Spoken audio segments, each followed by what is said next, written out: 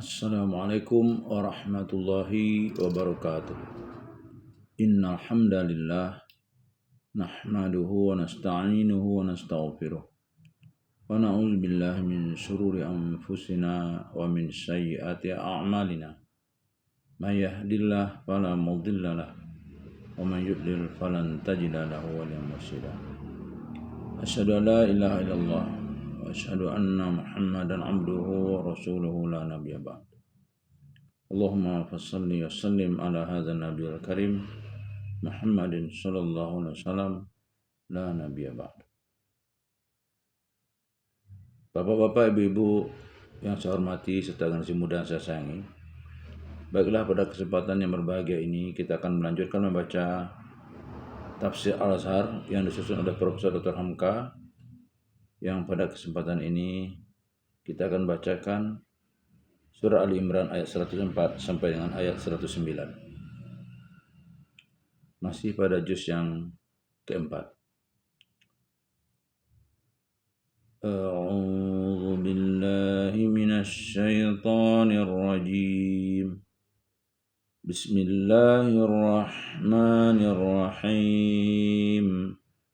Waltakum minkum ummatun yad'una ilal khairi wa ya'muruna bil ma'ruf wa yanhauna 'anil munkar wa ulaika humul muflihun. ولا تكونوا كالذين تفرقوا واختلفوا من بعد ما جاءهم البينات وأولئك لهم عذاب عظيم. يوم تبيض وجوه وتسود وجوه فأما الذين اسودت وجوههم أكفرتم بعد إيمانكم فذوقوا العذاب بما كنتم تكفرون. وأما الذين ابيضت وجوههم ففي رحمة الله hum fiha khalidun.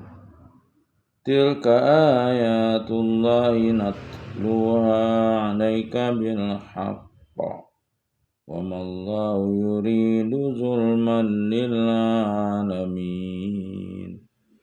Walillahi ma fis samawati wa ma fil ardh wa ila Allahi turja'ul umur.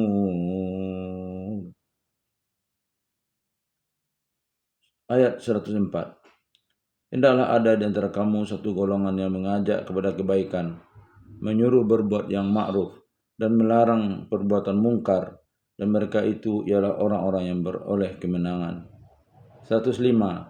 Dan janganlah kamu menjadi seperti orang-orang yang telah berpecah belah dan berselisih sesudah datang kepada mereka keterangan-keterangan, dan bagi mereka itulah siksaan yang besar. Ayat 106. Pada hari yang wajah-wajah menjadi putih dan wajah-wajah yang lain menjadi hitam, maka adapun kepada orang-orang yang menjadi hitam muka itu dikatakan, bukankah kamu telah kufur sesudah kamu beriman? Maka rasakanlah azab sebab kamu telah kufur itu. 107. Dan adapun orang-orang yang putih muka itu, maka di rahmat Allah lah mereka itu akan kekal. 108. Demikian itulah tanda-tanda dari Allah. Kami bacakan kepadamu dengan sebenarnya, dan tidaklah Allah bermaksud zalim kepada makhluk. 109. Kepunyaan Allah lah apa yang ada di langit dan yang di bumi, dan kepada Allah lah akan dikembalikan segala urusan. Kepentingan dakwah. Hendaklah ada di antara kamu satu golongan yang mengajak kepada kebaikan, menyuruh berbuat yang ma'ruf dan melarang perbuatan mungkar. Pangkal ayat 104. Kalau pada ayat yang telah lalu telah diterangkan bahwa nikmat Islam telah menimbulkan persaudaraan, menjinakkan hati, dan menyebut umat manusia yang nyaris terbenam ke dalam neraka Maka untuk memelihara kukuhnya nikmat itu, hendaklah ada dalam kalangan jamaah muslimin itu satu golongan.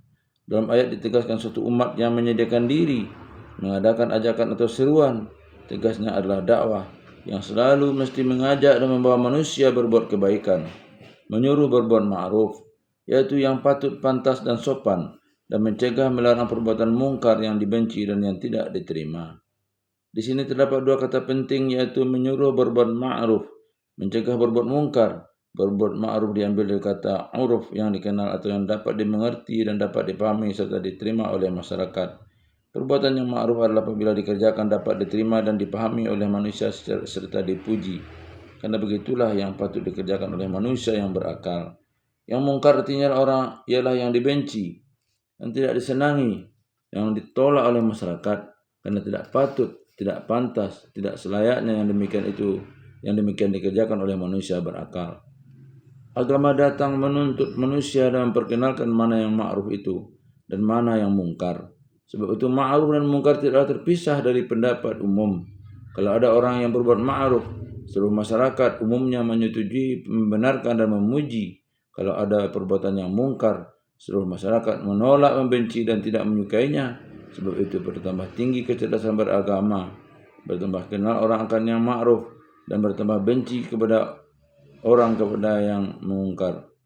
Antara itu, wajiblah ada dalam jamaah muslimin segolongan umat yang bekerja keras menggerakkan orang kepada yang ma'ruf itu dan menjauhi yang mungkar supaya masyarakat itu bertambah tinggi nilainya.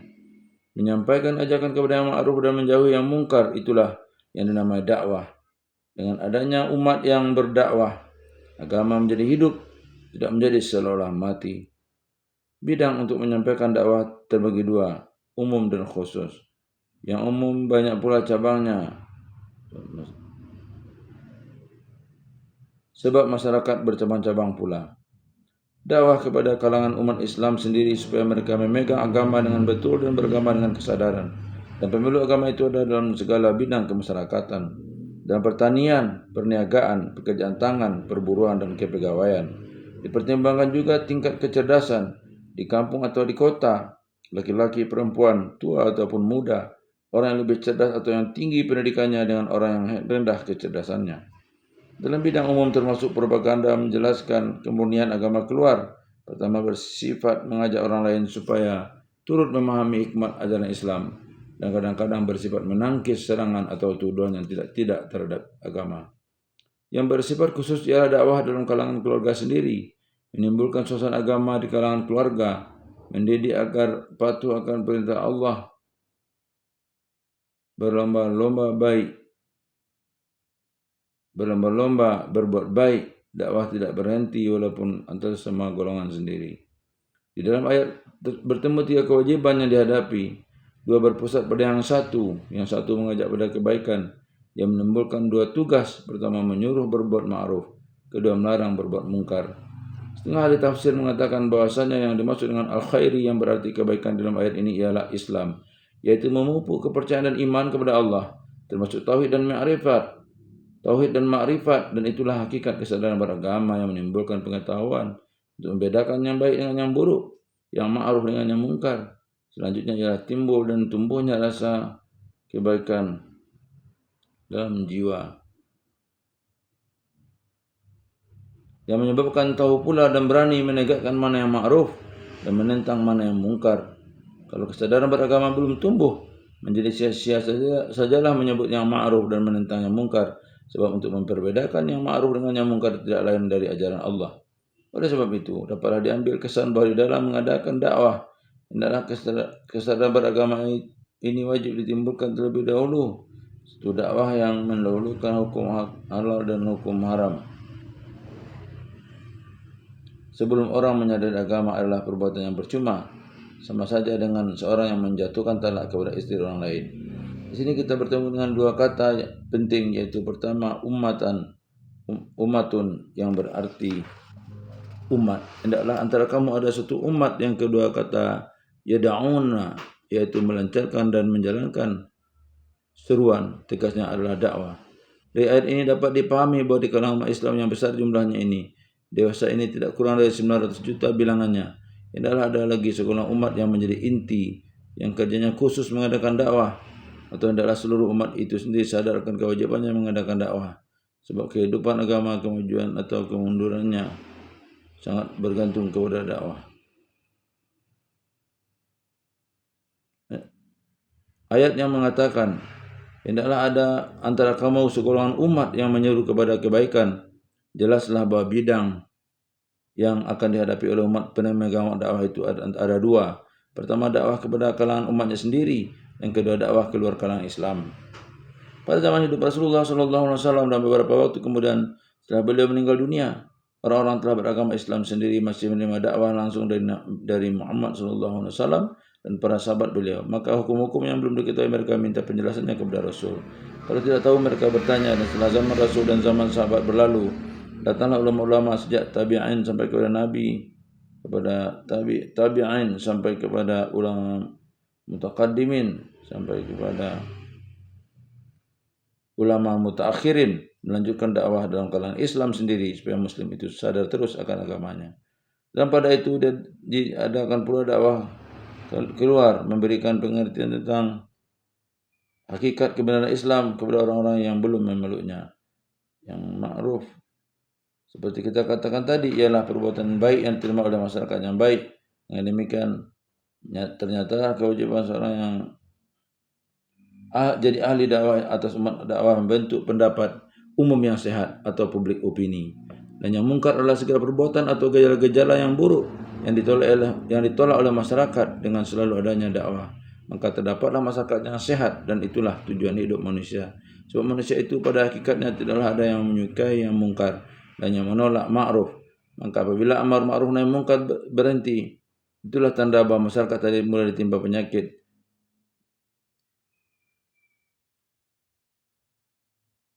Kemenangan dan kejayaan pergaulan hidup manusia ialah pada adanya kesadaran akan kebaikan dan ma'ruf dan tolakan mutlak atas yang mungkar. Itulah sebab maka ujung ayat menegaskan, dan mereka itulah orang yang beroleh kemenangan. Ujung ayat 104. Meskipun dalam bahasa, tapi selalu agak kaku bunyinya salinan ayat ini, yaitu dan mereka itulah ialah. Namun dengan menyalinkan demikian lebih terasa inti maksud ayat, yaitu hanya orang-orang yang tetap menjalankan dakwah itu, artinya itu sajalah yang akan beroleh kemenangan. Sebab dengan adanya dakwah, kemungkaran dapat dibendung dan yang ma'ruf dapat dialirkan terus sehingga umat tadi menjadi pelopor kebajikan di dalam dunia.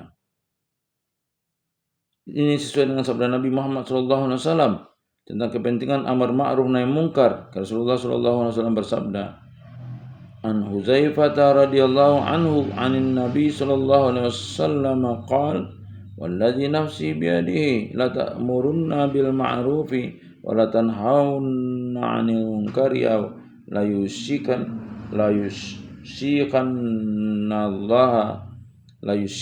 Allahu ay yab'atsa 'alaikum iqaban minhu thumma tad'unahu fala yustajabu lakum. Demi Allah yang diriku adalah dalam tangannya, hendaklah kamu suruh mengerjakan yang ma'ruf dan kamu cegah sungguh-sungguh dari yang mungkar, dan dipastikan bahwa Allah akan menimpakan bencananya atas kamu. Setelah itu kamu pun mendoa memohonkan kepadanya, tetapi permohonan itu tidak dikabulkannya lagi. Hadis riwayat At-Tirmizi dan Huzaifah radhiyallahu anhu. Bahkan dakwah itu pun kadang-kadang dengan berjuang keras atau jihad. Bersabda pula Nabi Sallallahu Alaihi Wasallam, afdalul jihadi kalimatu adlin anda sultani Jabir, inda sultani Jair. Yang seutama-utama jihad perjuangan ialah kalimat keadilan di hadapan sultan yang zalim. Tersebut lagi dalam sebuah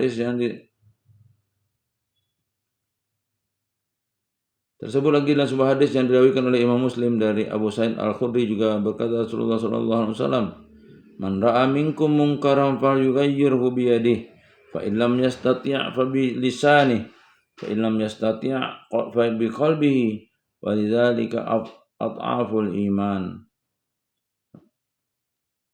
Barang siapa antara kamu yang melihat sesuatu yang mungkar, hendaklah dia mengubahnya dengan barang siapa Barang siapa antara kamu yang melihat sesuatu yang mungkar, hendaklah dia mengubahnya dengan tangannya. Jika tidak sanggup dengan tangan, hendaklah dia mengubahnya dengan lidahnya. Jika dia tidak sanggup dengan lidah, hendaklah dia mengubahnya dengan hatinya. Dan yang demikian dengan hati adalah selama-lamanya iman. Hadis riwayat Muslim. Kemudian datang lagi sebuah hadis yang dirawikan oleh Imam Muslim dari hadis Abdullah bin Mas'ud bahwa Nabi SAW bersabda, An Abi Mas'udin radhiyallahu anhu anna Rasulullah sallallahu alaihi wasallam qala ma min nabiyyin ba'athahu Allah fi ummatin qabli illa kana lahu min hawariyuna wa ashabun ya'khuzuna bi sunnati wa yaqtaduna bi amrihi thumma innaha takhlufu min ba'dihim khulufan yaqulun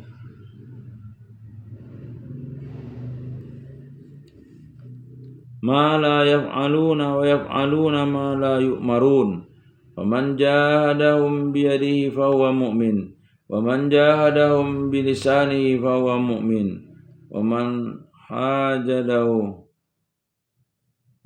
jahadahum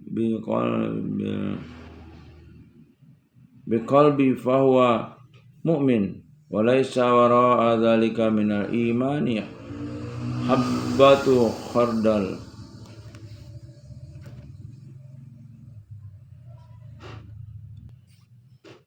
Tidaklah ada seorang jua pun nabi yang diutus Allah kepada umatnya sebelum aku, melainkan ada baginya di kalangan umatnya itu hawari-hawari dan sahabat-sahabat yang memegang teguh sunnahnya dan melaksanakan perintahnya. Kemudian muncullah sesudah mereka keturunan-keturunan yang berkata, tetapi tidak mengerjakannya dan memperbuat apa yang tidak diperintahkan. Maka barang siapa yang menentang mereka dengan tangannya, itulah dia orang yang beriman.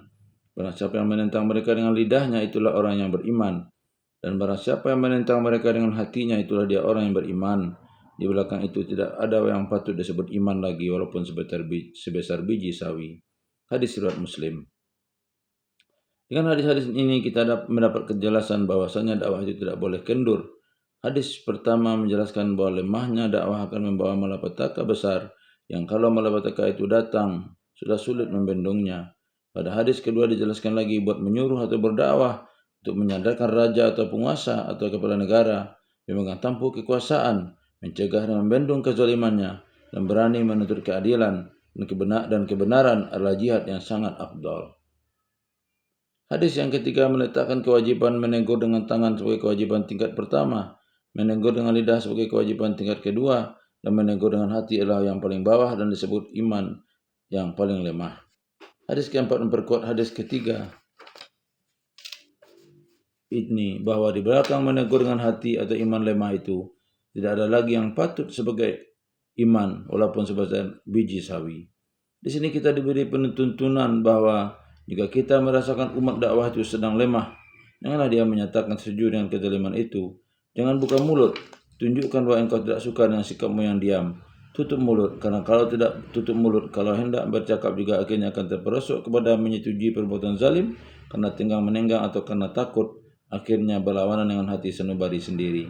Maka timbullah sikap munafik. Ini yang disebut oleh Ibnu Khaldun, innama yunafiqu du'afa. Yang munafik itu hanyalah orang-orang yang lemah. Dari hadis ketiga dan keempat ini kita melihat lagi betapa besarnya tugas yang terpikul di atas pundak umat dakwah itu. Pertama sekali dia wajib berusaha merebut kedudukan yang memungkinkan dengan tangan dia dapat menegakkan yang ma'ruf dan memerangi yang mungkar. Artinya ialah kekuasaan. Kalau itu tidak tercapai, hendaklah lidahnya kuat mengatakan, yaitu kewibawaan, sehingga walaupun tidak atau belum dapat menguasai negara, tetapi lidahnya dan ucapannya didengar orang. Kalau keduanya belum tercapai, lebih baik diam, bahkan tolak kemungkaran itu dengan hati, tutup mulut, sampai kekuatan membuka mulut atau mengangkat tinju tercapai. Sebab itu berdiam diri bukan berarti berhenti, sebab berhenti artinya mati. Inilah beberapa tuntunan tegas dari hadis tentang dakwah. Selama kesadaran dakwah masih ada, selama itu pula kemenangan dan kejayaan akan dapat dipelihara dan akan dapat dicapai kembali kalau dahulu telah pernah terlepas dari tangan. Kemudian akan kita tinjau lagi alat-alat dakwah yang umum cungkilan dari tafsir Al-Azhar surah Ali Imran ayat 104 tentang pentingnya dakwah. Peralatan untuk dakwah. Kolonel Lawrence, perwira Inggris yang terkenal sangat besar pengaruhnya dalam Perang Dunia Pertama, mempengaruhi orang Arab supaya berontak pada kekuasaan Turki Utsmani sehingga dia diberi orang gelar Raja Arab yang tidak bermahkota. Dia berkeliling di mana-mana di Jazirah Arab itu menghasut dan menjalankan berbagai bujukan agar Arab Badui yang disangkanya masih bodoh karena hidup di padang pasir. Dia memulai propagandanya kepada Syekh Badui yang sederhana itu, membanggakan kemajuan bangsa Barat, terutama bangsa Inggris. Mereka duduk berdua di muka kemah. Hari ketika itu tengah malam, bintang-bintang berkelip-kelip di halaman langit, dan segumpal awan pun tidak ada yang menghalangi sehingga bintang-bintang itu rasanya dekat sekali. Lawrence amat pandai berbahasa Arab langgam Badui. Lalu sambil mereka berdua menengadah langit, merenung bintang-bintang dengan tidak putus-putus dan tidak bosan-bosannya itu, berceritalah Lawrence tentang kemajuan ilmu pengetahuan orang Barat, bahwa dengan teleskop yang besar-besar, berdiri di mana-mana benua Eropa dan Amerika, bintang-bintang di langit itu telah diketahui banyak sekali oleh orang Barat. Ada bintang yang jaraknya dengan bumi 100.000 tahun perjalanan cahaya, ada yang 300.000 tahun perjalanan cahaya, sedangkan kecepatan perjalanan cahaya itu adalah 180.000 mil dalam 1 detik. Oleh sebab itu mulai sekarang tidak ada lagi yang rahasia dalam pengetahuan orang Barat. Tetapi Syekh Badui tua yang kelihatan sederhana itu telah memberikan satu jawaban yang menyebabkan Lawrence tidak dapat berkata lagi. Melainkan setelah bertahun-tahun kemudian perkataan orang Arab tua itu telah dimasukkannya ke dalam catatan hidupnya. Berkata Syekh Badui itu dengan sambutan yang cepat terhadap perkataan Lawrence. Saya tahu kalian orang Barat telah dapat menghitung bintang di langit, entah berapa banyaknya. Akan tetapi kalian tidak pernah melihat siapa yang ada di belakang bintang-bintang itu. Kalian tidak pernah berbicara tentang Allah. Adapun bagi kami orang Arab, berapapun bintang yang terlihat atau tidak terlihat, jauh sekian ribu atau ratusan ribu tahun ketika kami melihatnya, selalu kami mengingat siapa yang berada di belakangnya. Seorang ahli pengetahuan bangsa Barat, dalam kejadian yang lain pula berhadapan dengan seorang budiman Timur.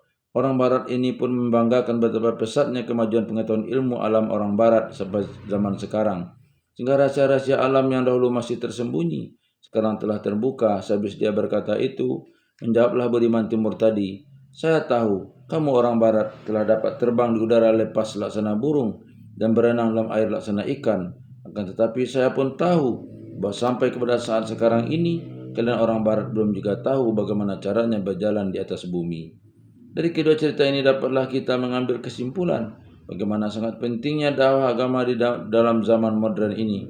Dalam zaman revolusi ilmu pengetahuan, terutama setelah diketahui betapa hebatnya tenaga yang tersimpan dalam atom, manusia modern sangat memerlukan kejayaan jiwa, kepercayaan dan pegangan batin, karena kalau itu tidak ada, pengetahuan modern yang mereka dapati hanyalah akan menghancurkan hidup, bukan membawa kebahagiaan. Oleh sebab itu kepentingan dakwah agama dalam zaman modern lebih berlipat ganda daripada dalam zaman-zaman yang lampau, baik terhadap dunia Barat yang telah sangat maju maupun kepada dunia Timur yang masih kebingungan, sehingga tidak tahu lagi menyisihkan mana yang isi dan inti dari kemajuan itu dan mana yang kulit. Apatah lagi terhadap kaum muslimin sendiri. Jangan sampai kemajuan modern itu mempesona mereka sehingga tidak dapat membedakan mana yang atah dan mana yang beras. Jangan sampai mereka hanyut karena terpesona, sehingga pendirian dan pegangan hidup mereka yang mereka terima dari Nabi, mereka lepaskan lalu mereka hidup terkatung-katung kehilangan pedoman dan haluan. 60 tahun yang lalu, artinya permulaan abad ke-20 ini, Al-Ustadz Al-Imam Syekh Muhammad Abduh telah menguraikan apa syarat yang penting yang harus menjadi isi jiwa apabila orang hendak mengadakan dakwah. Meskipun telah 60 tahun berlalu, ingin kita menyalingkan di sini. Menurut catatan yang dituliskan oleh Syekh Rashid Ridha dalam tafsir Al-Manar, rasanya syarat-syarat yang harus dipenuhi itu patut menjadi perhatian setiap muslim yang berminat dalam lapangan dakwah. 1. Hendaklah seorang pemberi dakwah mempunyai pengetahuan yang sempurna atau menguasai sepenuhnya kemana manusia itu hendak dibawanya dengan dakwahnya. Yaitu hendaklah mereka mengetahui benar-benar Al-Quran dan mengetahui pula sunnah Rasulullah, serta mengetahui pula sejarah hidup Nabi dan sejarah perjuangan sahabat-sahabat Rasulullah yang utama, yaitu khalifah-khalifah yang 4, Abu Bakar, Umar, Utsman, dan Ali. Juga kehidupan ulama-ulama salaf yang soleh, serta mengetahui pula syarat-syarat yang perlu dalam lapangan hukum.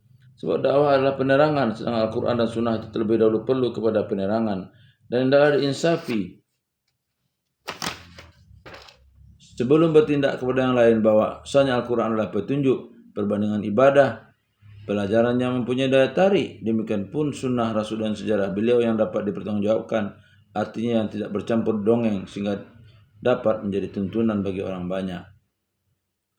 2. Berpengetahuan tentang keadaan umat yang akan dilakukan dakwah kepadanya. Diketahui bagaimana ukuran pendidikan dan pengalaman dan lingkungan umat itu dan iklim negeri-negeri mereka serta budi kebiasaannya mereka di dalam pengetahuan modern disebut suasana masyarakat mereka, itulah yang disebut etnologi.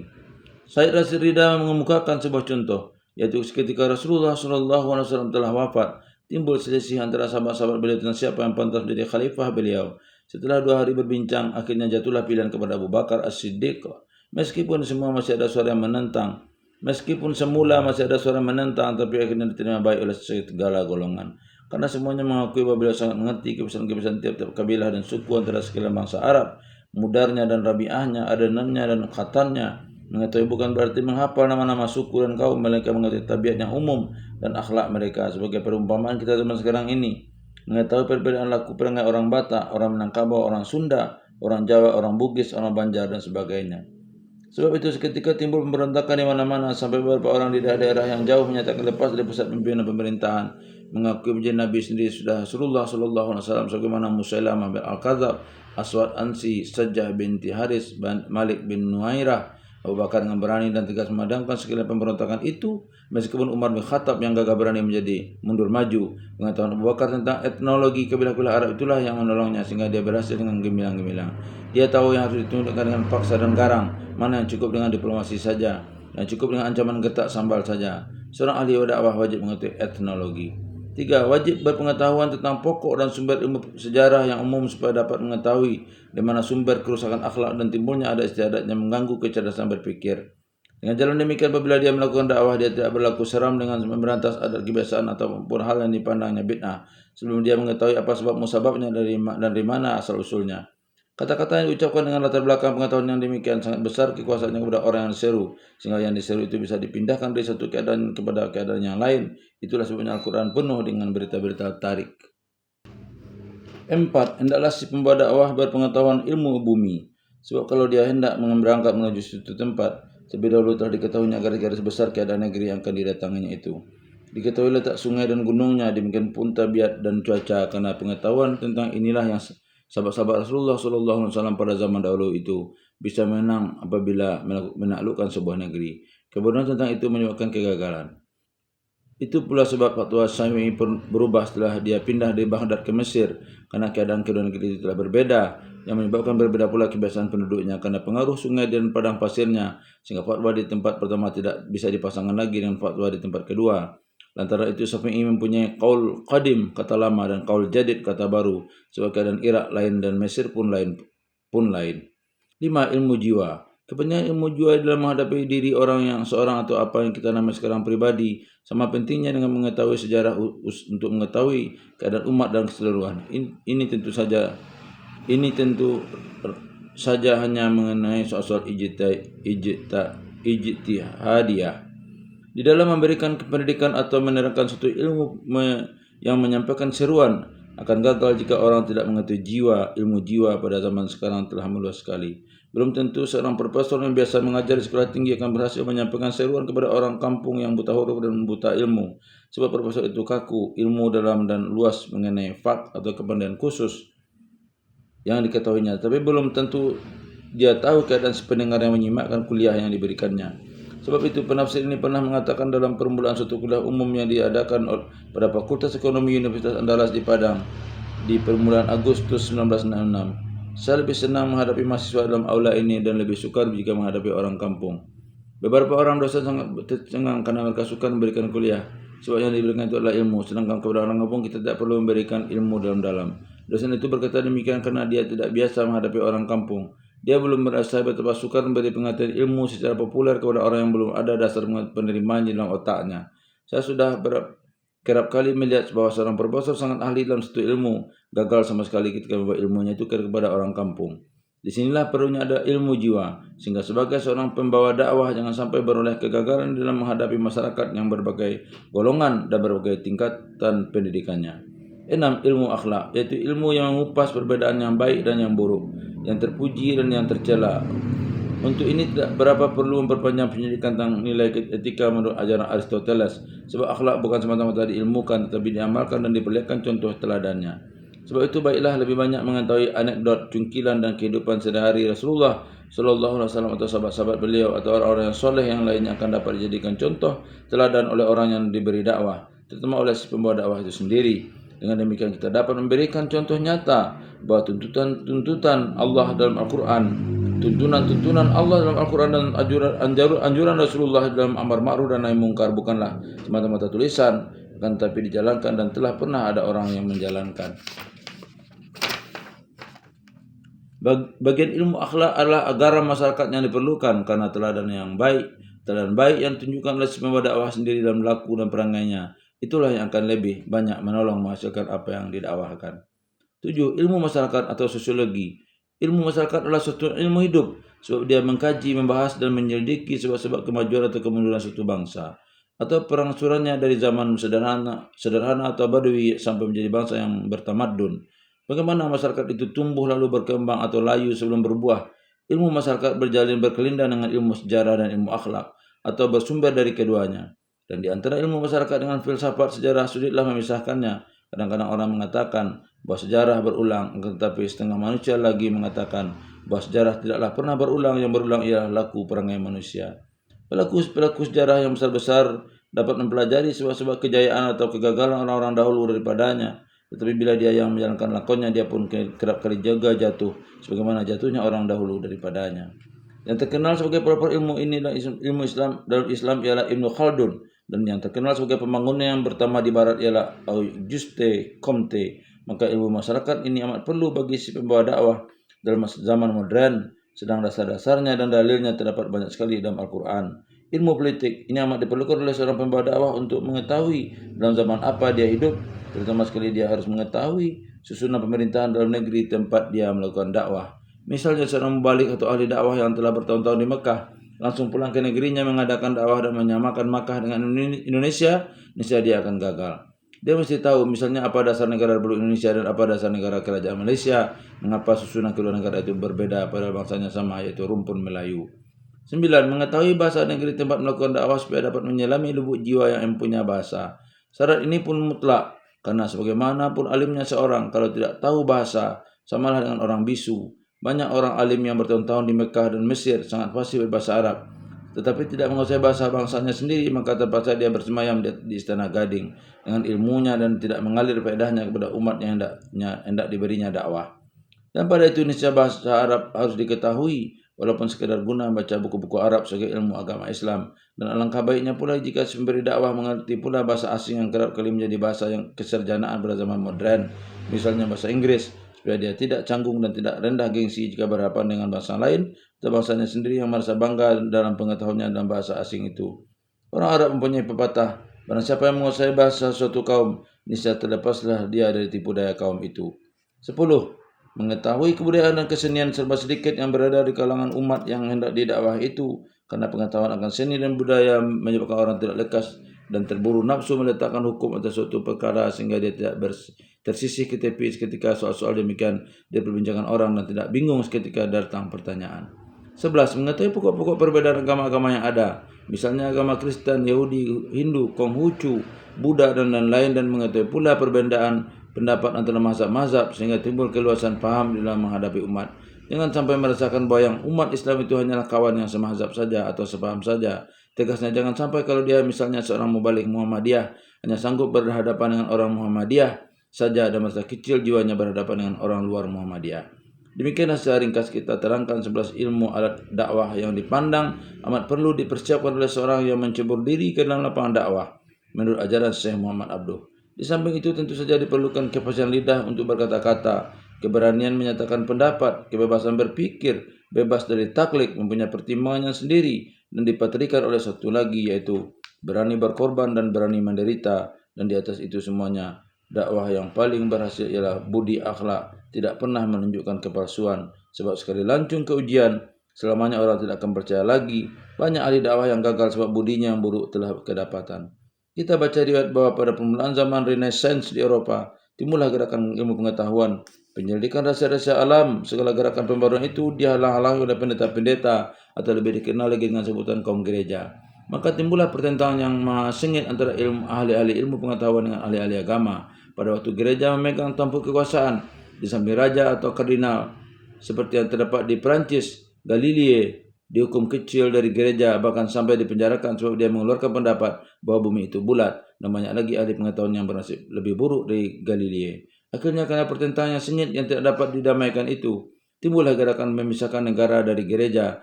Apabila disebut orang gereja atau uskup atau kardinal ataupun paus di Vatikan sekalipun, pikirlah orang melayang kepada kebobrokan, kebodohan, sempit paham, fanatik, dan anti ilmu pengetahuan. Tetapi tentangnya demikian hebat dari kalangan ahli-ahli ilmu pengetahuan akhirnya menimbulkan kesadaran ahli-ahli gereja atau penguasa gereja.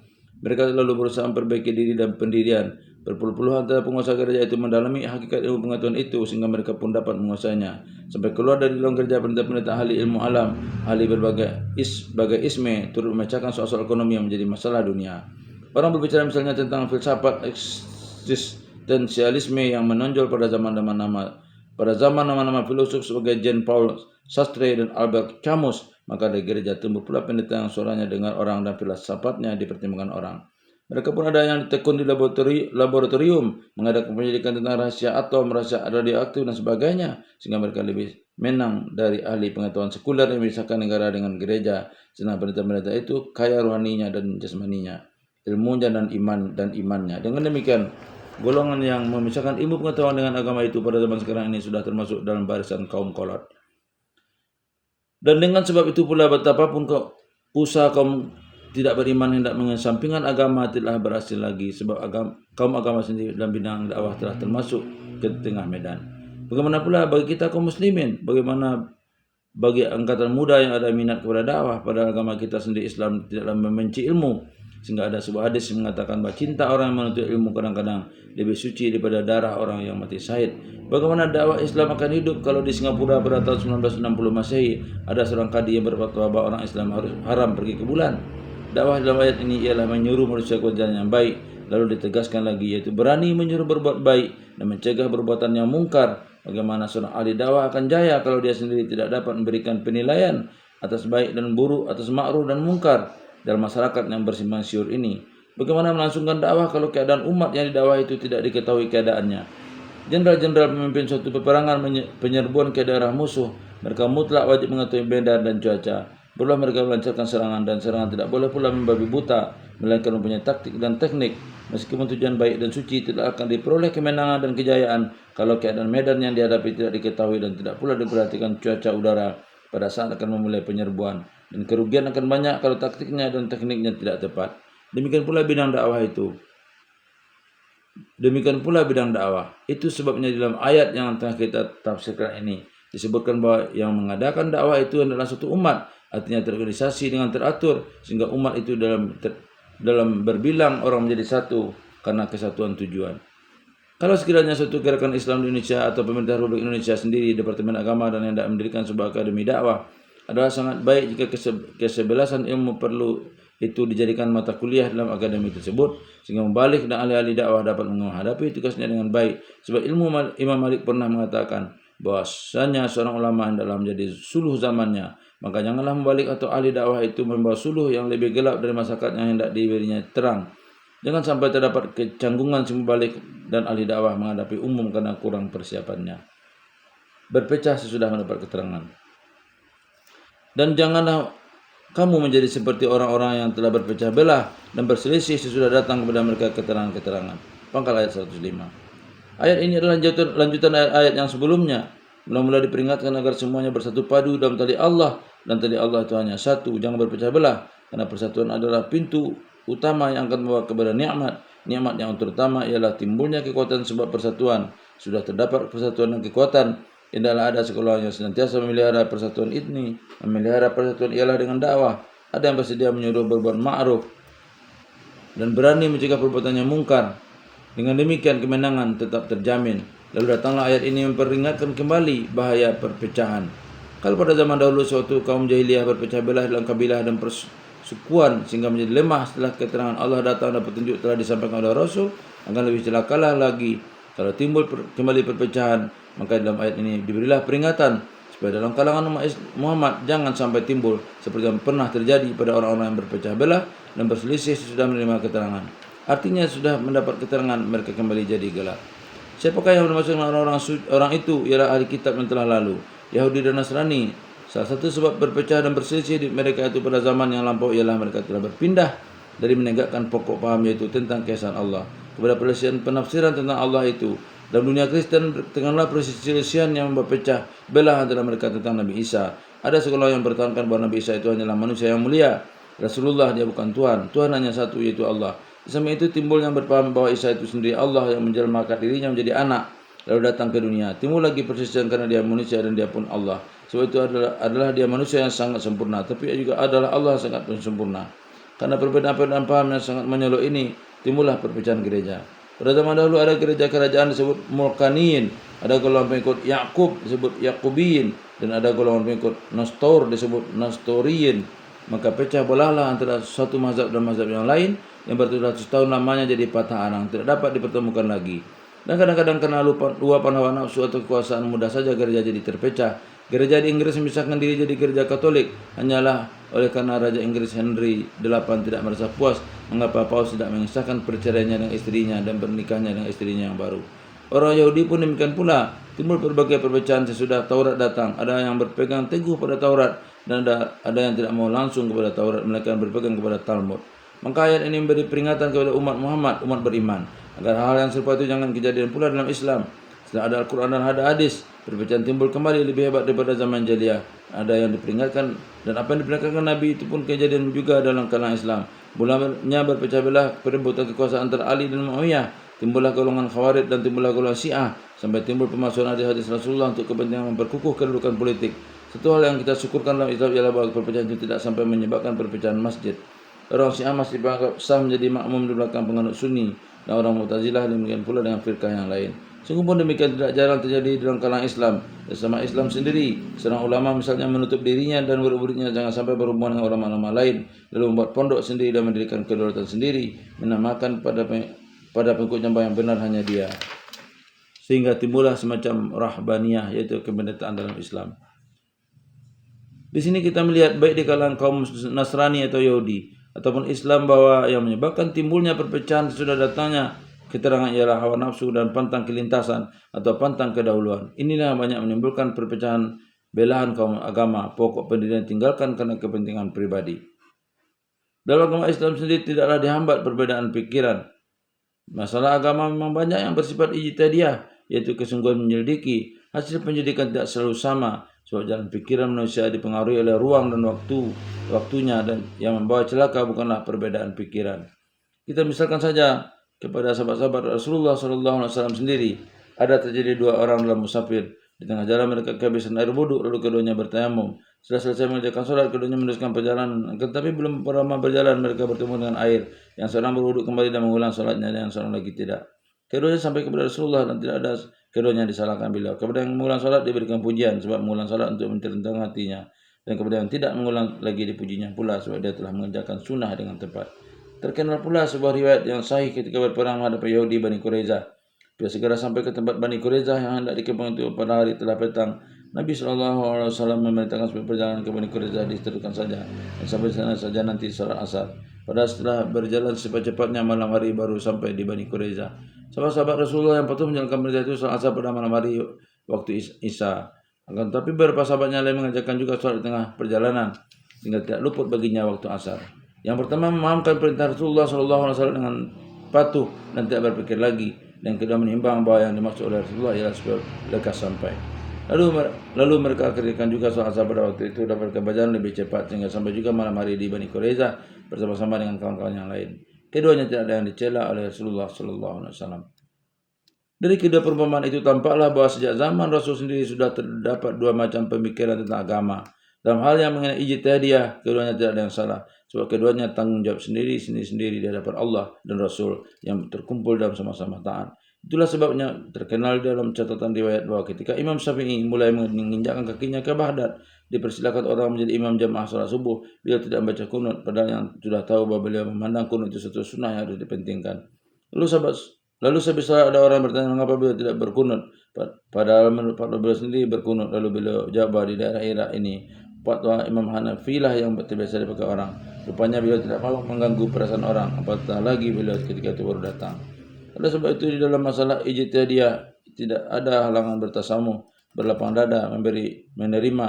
Orang yang berkeras mempertahankan suatu masalah ijtihadiyah biasanya bukanlah orang yang luas pengetahuan, melainkan orang yang diikat oleh taklid kepada suatu paham, atau berkeras mempertahankan pendirian yang sudah diputuskan oleh segolongan. Bagaimana di suatu waktu penulis ini pernah datang ke suatu tempat menulis masih saja membaca Al-Fatihah dengan sir di belakang imam yang sedang menjahar. Lalu sehabis salat telah dikeroyok oleh beberapa teman yang berkumpulannya telah berganti memutuskan bahwa mereka telah memilih pendirian belakang imam yang membaca zahar supaya tidak usah baca lagi. Atau di tempat yang lain lagi penulis dipersilakan menjadi imam. Lalu ketika membaca salam penutup salat tidak membaca salam dengan wabarakatuh. Padahal majelis tarjih perkumpulan telah memutuskan bahwa mereka memilih salam pakai wabarakatuh. Syukurlah karena dalam Islam tidak ada selisih dalam hal pokok. Misalnya subuh tetap 2 rakaat, tidak boleh lebih atau kurang, ataupun isya 4 rakaat tidak boleh lebih atau kurang. Sehingga dalam soal pokok tidak ada selisih, hanya dalam soal ijtihadiyah, perpecahan dan perselisihan kita kurangi dengan jalan hormat menghormati pendapat masing-masing.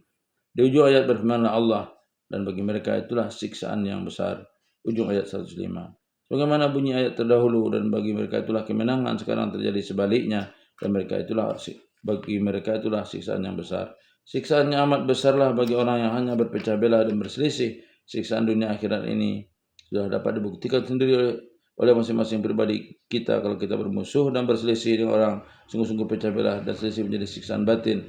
Pikiran orang tengah berselisih dan bermusuh dengan orang lain tidaklah tentram. Apatah lagi persisian dan pecah antara golongan dengan golongan pada terjadi satu agama dan satu pegangan berpecah belah dan berselisih karena berlainan paham.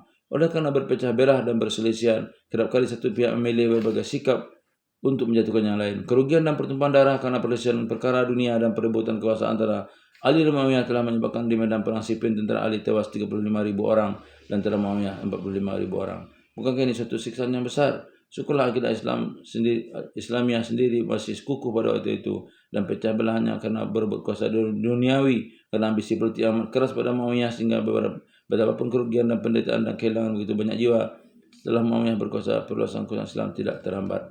Ingat lagi berapa kerugian jiwa dan kehancuran ketika Bani Abbas merebut kekuasaan dari tangan Bani Umayyah. Ingat lagi hebatnya pecah belah dan perselisihan antara Ahlussunnah dengan Syiah diakhiri kekuasaan khalifah Bani Abbas yang wasirnya ialah Al-Qami yang bermazhab Syiah. Oleh sangat bencinya wazir Syekh itu kepada khalifah yang dipegang terus-menerus oleh Bani Abbas, wazir itulah yang mengkhianati daulah Islamnya Bani Abbas dengan mempermudah masuknya tentara Tartar dan Mongol di bawah pimpinan Hulaku ke dalam kota Baghdad. Padahal bukan raja, khalifah dan keluarganya yang dibunuh Hulaku setelah dia dapat menghancurkan Baghdad. Bahkan wazir pengkhianat itu pun tidak lepas dari kehinaan dibunuh dengan keji. Kerap kali terjadi dalam sejarah perselisihan antara golongan pada satu agama menimbulkan pengkhianatan yang sangat keji, baik dalam dunia Kristen ataupun dunia Islam. Orang Kristen Romawi di Konstantinopel yang berpecah menjadi dua, yang pro Kaisar Bizantium dan yang pro Paus di Roma, menyebabkan yang pro Bizantium membukakan pintu kedatangan tentara Turki Utsmani daripada negerinya dikuasai oleh Paus.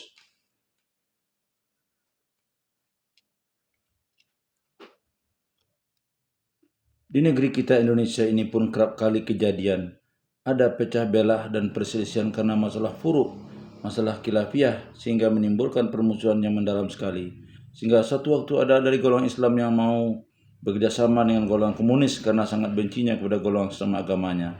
Dia sangat benci kepada golongannya seagama itu, dan komunis pun benci pula kepada golongan yang dibencinya itu. Maka puaslah hatinya bertemu dengan golongan komunis itu, sebab mereka berdua dikumpulkan oleh persamaan perasaan itu, kebencian. Maka seorang yang terhitung ulama merasa puas hati berangkul-angkulan dengan komunis, sehingga anak kandungnya sendiri pun mendekam dalam penjara ketika gagal maksud komunis mengadakan perebutan kekuasaan karena anak itu telah menjadi alat dan kaki tangan komunis. Inilah siksaan perpecahan. Maka apabila kita susun kembali sejak dari ayat 103 sampai kepada ayat 105 ini, terdapatlah satu satuan maksud. Di ayat 103 diperingatkan supaya tetap bersatu padu dengan jalan sama-sama memegang tali Allah, sebab persatuan adalah nikmat yang paling besar. Di ayat 104 diingatkanlah supaya ada segolongan umat yang mementingkan dakwah, menyeru kepada kebajikan, menyuruh berbuat ma'ruf dan mencegah perbuatan mungkar. Alih-alih dakwah ini membawa orang berpegang kepada tali Allah, karena demikianlah kemenangan akan dapat dicapai. Di ayat 105 ini diterangkan betapa hebatnya bahaya perpecahan dan perselisihan. Perpecahan dan perselisihan itu kian lama kian menjalar dan membakar segala berkat dan rahmat Allah, berganti menjadi bala bencana kalau dalam umat itu sudah berkurang amar ma'ruf nahi mungkar. Kemudian datanglah sambungan, yaitu ayat selanjutnya menerangkan bagaimana akibat yang akan diterima apabila azab siksaan Allah itu datang kelak. Pada hari yang wajah-wajah jadi putih dan wajah-wajah yang lain menjadi hitam. Pangkal ayat 106. Baik di dunia maupun di akhirat akan terdapatlah dua macam muka atau wajah. Ada wajah yang putih bersih, sebab hatinya senang, sebab dia tidak menuruti hawa nafsu dan tidak terjerumus ke dalam perselisihan dan pecah belah, melainkan terus berpegang teguh pada tali Allah. Dia merasa lega sebab dia tidak bersalah. Sebaliknya orang yang wajahnya hitam pekat, artinya kusut mesat, keruh dan kerut, karena susah hati, karena buruk hati, karena khizid dan khianat. Wajah membayangkan apa yang terkandung dalam hati karena tidak mau menempuh jalan yang benar. Maka berkatalah ayat selanjutnya, maka adapun kepada orang-orang yang menjadi hitam muka itu dikatakan, bukankah kamu telah kufur setelah kamu beriman? Cocoklah sebagaimana telah diterangkan dan dijelaskan pada ayat sebelumnya. Pada mulanya mereka telah menerima keterangan dari ayat-ayat Allah. Setelah keterangan datang lalu mereka langgar, lalu mereka mencari pecah belah dan perselisihan. Sebab itu mereka memilih jalan yang gelap sesudah dahulunya merasakan terang benderang. Iman telah mereka ganti sendiri dengan kufur, sebab persatuan telah mereka lemparkan dan mereka ganti dengan perpecahan. Mereka tidak mau menerima dakwah kepada kebajikan dan amar ma'ruf nahi mungkar. Maka tidaklah ada satu kesengsaraan yang menyebabkan muka jadi hitam melebihi kufur sesudah iman. Peringatan Allah tidak dipedulikan. Dengan ayat ini dapatlah kita memahamkan bahwa kafir itu atau kufur itu bukan saja karena tidak mengakui Allah Ta'ala ada atau tidak percaya Nabi Muhammad dan hari akhirat, bahkan kelalaian mengadakan dakwah sehingga menimbulkan perpecahan yang mengakibatkan kelemahan umat adalah termasuk macam kufur juga. Dan kufur sesudah iman adalah kufur yang lebih pahit. Di dalam ayat di atas tadi diterangkan bahwa Ahlul Kitab berpecah belah dan berselisih sesudah mendapat keterangan-keterangan. Maka ayat ini menyebut orang muka hitam sebab kufur sudah beriman. Bukankah sama keadaan orang ini? Maka rasailah azab sebab kamu telah kufur itu. Ujung ayat 106. Seperti yang kita katakan tadi, ancaman ini adalah ancaman dunia dan akhirat. Di akhirat adalah sudah terang ancaman neraka. Sebelum itu di dunia mereka mendapat azab akibat perpecahan sesama sendiri. Cobalah kaji dalam sejarah. Salah satu sebab yang terbesar dari malapetaka yang menimpa kaum muslimin ialah perpecahan sesama mereka. Sampai beratus tahun negeri-negeri mereka dapat dijajah oleh bangsa-bangsa asing yang berbeda agama. Di dunia ini azab Allah dan kehilangan kemerdekaan adalah salah satu azab yang paling pedih. Dan adapun orang-orang yang putih muka itu, di dalam rahmat Allah lah mereka itu akan kekal. Ayat 107. Orang yang putih muka karena nikmat Allah dan kekal dalam nikmat itu ialah selalu memelihara dakwah ukhuwah sesama Islam dan tali yang teguh dengan Allah. Muka mereka menjadi putih jernih di dunia karena dapat mengatasi segala kesulitan, disegani karena kebesaran mereka dan kejujuran mereka.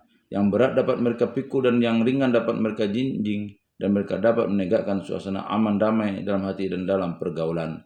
Nikmat akhirat jangan dikatakan lagi, sebab itulah tujuan hidup yang sebenarnya. Bagi muslim nikmat dunia sangat dirasakan, sebab dunia itu menuju akhirat. Hakikat dunia tidaklah ada kepuasan 100%, kadang-kadang kecewa juga. Namun dengan adanya harapan akan akhirat, timbullah semangat yang baru untuk selalu melanjutkan amal. Putih muka di akhirat ialah karena dapat melihat wajah Allah. Demikian itulah tanda-tanda dari Allah kami bacakan kepadamu dengan sebenarnya. Pangkal ayat 108. Ayat Allah yang pasti berlaku dalam dunia ini mengandung sebab dan akibat. Pangkal yang menempuh ujung yang tidak dapat diganti dengan ayat yang lain lagi. Islam akan terus hidup selama dakwah masih tegak.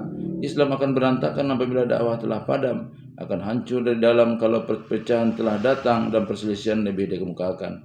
Kalau sampai sekarang ini sudah 14 abad lamanya, alhamdulillah Islam masih hidup, ialah karena di samping seiman perpecahan masih ada golongan yang tidak mengiri menganan, terus menuju maksud menegakkan Islam, perimbangan antara tenaga pembangun dengan tenaga penghancur. Inilah yang bentuk perjalanan sejarah. Dan tidaklah Allah bermaksud zalim kepada makhluk. Ujung ayat 108. Maka kalau terjadi apa yang tidak menyenangkan hati, janganlah Allah disalahkan, tetapi selidikilah di mana letak kesalahan. Kesalahan tentu terdapat pada diri kita sendiri, karena zaman selalu berputar, sejarah selalu berjalan, Roda waktu bukan surut ke belakang, tetapi harus maju ke muka. Pergaulan hidup mempunyai dalil-dalil dan undang-undang sendiri yang sebagiannya telah didapat oleh manusia. Diberinya bentuk menjadi suatu ilmu yang bernama sosiologi, ilmu kemasyarakatan atau ilmu pergaulan hidup. Bahkan seluruh alam ini berjalan menurut aturan-aturan dan takdirnya sendiri dengan teratur diatur oleh Allah. Dan kepunyaan Allah lah apa yang ada di langit dan di bumi. Pangkal ayat 19. Dengan ayat ini Allah menjelaskan bahwa bukan saja dalam pergaulan hidup manusia ada sosiologi, filsafat sejarah, kenaikan dan keruntuhan, pasang naik dan pasang surut, keinsafan dan kelalaian, bahkan di mana-mana kita melihat berjalannya peraturan. Di semua langit dan bintang segemintangnya dan beberapa rahasia langit yang lain, di atas dataran bumi sampai kepada kulitnya yang di bawah, semuanya Allah yang empunya, Allah yang mengatur. Semoga dengan memperhatikan yang demikian, manusia pun insaf akan dirinya dan belajar pula cara hidup teratur.